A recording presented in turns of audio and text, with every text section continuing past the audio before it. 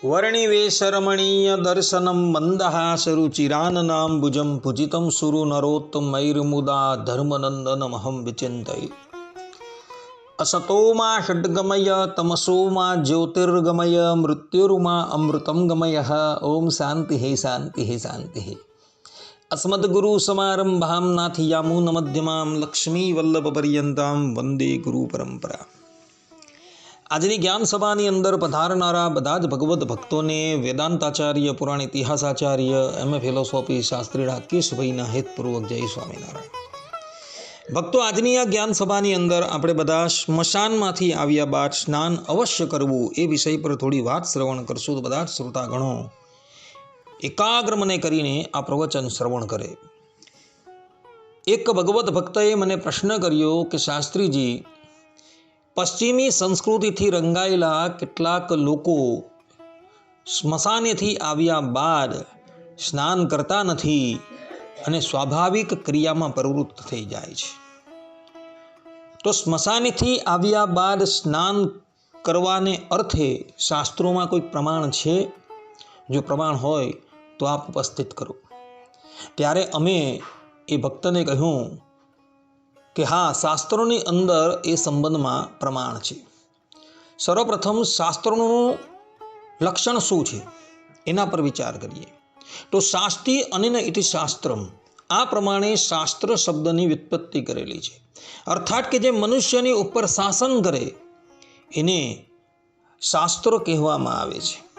પરાશર સ્મૃતિ 12મા અધ્યાયના પહેલા શ્લોકની અંદર મહર્ષિ પરાશર કહે છે કે દુઃસ્વપ્નમ યદિ પશ્યેત્તુ વાંતે વાક સુરકર્મણિ મૈથુને પ્રેત ધૂમે ચ સ્નાનમેવ વિધીયતે।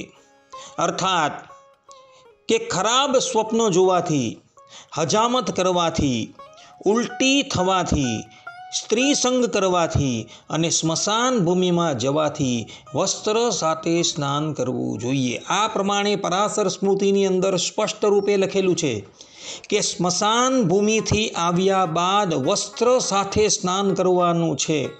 તે જ પ્રમાણે ચાણક્ય નીતિ 8મા અધ્યાયના 6ઠા શ્લોકની અંદર મહર્ષિ ચાણક્ય તો ત્યાં લગીન કહે છે કે તૈલાભ્યંગે ચિતાધૂમે મૈથુને શોરકર્મણિ તાવદ ભવતિ ચાંડાલો યાવત સ્નાનમ ન ચાચરેત।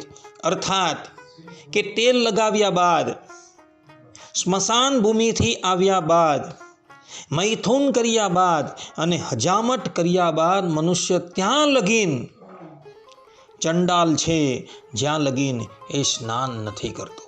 એટલે જે પણ કોઈક મનુષ્ય સ્મશાનેથી આવ્યા બાદ સ્નાન નથી કરતો એ ચંડાલ તુલ્ય છે એવું આચાર્ય ચાણક્ય કહી રહ્યા છે। માટે ભક્તો, સ્મશાનેથી આવ્યા બાદ તમે સ્નાન અવશ્ય કરજો, કારણ કે સ્મશાન એ અપવિત્ર જગ્યા છે અને એવી અપવિત્ર જગ્યામાંથી આવ્યા બાદ સ્નાન અવશ્ય કરવું જોઈએ।